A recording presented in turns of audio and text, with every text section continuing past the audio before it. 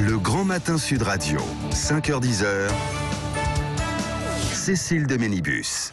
Et ce matin, on va parler du Qatar et on va parler de cette application telle que le Covid-19 qui est obligatoire au Qatar et qui visiblement pose des problèmes. Et on en parle avec Cécile Coudriou, qui est présidente d'Amnesty International France. Oui, bonjour Cécile Coudriou.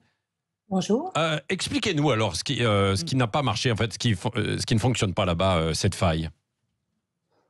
Eh bien, nos propres experts informatiques d'Amnesty International ont décelé une faille de sécurité. Et heureusement, comme ce ne sont pas des vrais pirates, évidemment, ils ont pu en informer les autorités qatariennes. Donc ça a été depuis réparé. Mais pour nous, c'est bien le signe qu'il faut vraiment être extrêmement vigilant avec ce genre d'application, car même lorsque l'on prétend que tout est sécurisé, il y a toujours des possibilités de trouver des failles. Oui, c'est ça. Et là, c'était une faille qui... parce qu'il était lié à quoi, ce Stop Covid au Qatar? Il était lié à Google ou pas? Ou il était uniquement limité en fait au pays? Le problème, c'est qu'il fallait en fait utiliser son numéro de carte d'identité pour pouvoir s'inscrire à cette application.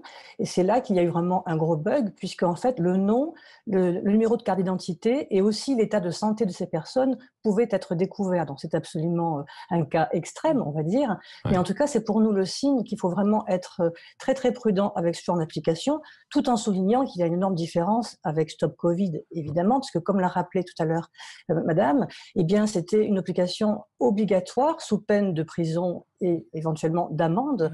Donc, ça n'est pas le cas pour Stop Covid.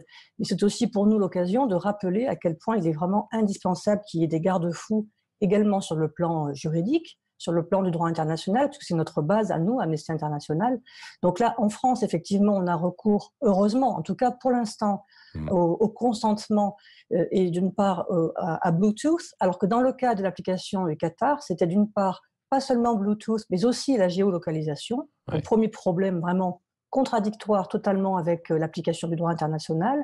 Et second problème de taille, c'était bien sûr que le fait que ce soit obligatoire, lui aussi, est tout à fait contraire au droit international. Oui, et puis en un mot aussi, au Qatar, c'est difficile de contester les décisions qui sont prises au niveau central du pays. Hein. Tout à fait. Tout à fait. Cela dit, là, encore une fois, la faille a été réparée, mais c'était juste pour signaler à quel point ces technologies ne doivent pas être appliquées à la légère, puisque même lorsque c'est plein de bonnes intentions, il y a vraiment des risques majeurs, à la fois pour le respect de la vie privée, ce sont quand même des données de santé, donc des données hautement sensibles, et même en France, nous sommes tout de même inquiets, et nous ne sommes pas du tout rassurés par le débat qui a eu lieu hier, car nous pensons que là encore, il peut aussi y avoir non seulement des risques de sécurité, nous pensons également que l'efficacité n'est absolument pas prouvé. En effet, d'une part, le pourcentage nécessaire d'applications téléchargées ne sera certainement pas atteint.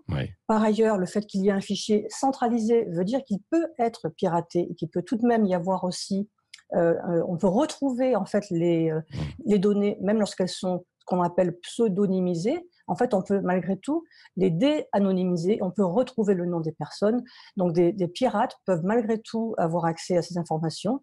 Et on peut aussi craindre que le gouvernement, pas forcément celui-ci, mais un gouvernement un jour, soit très tenté par l'effet qu'on appelle cliquer, de garder cette technologie, de l'utiliser à d'autres fins, et qu'il y ait au fur et à mesure des dérives possibles. D'où votre appel. Donc la vigilance est absolument nécessaire. D'où votre appel à la vigilance. Merci Cécile Coudriou, présidente d'Amnesty International France, d'avoir été avec nous ce matin sur cet appel, l'affaire du Qatar, mais également l'appel à la vigilance avec l'application également en France.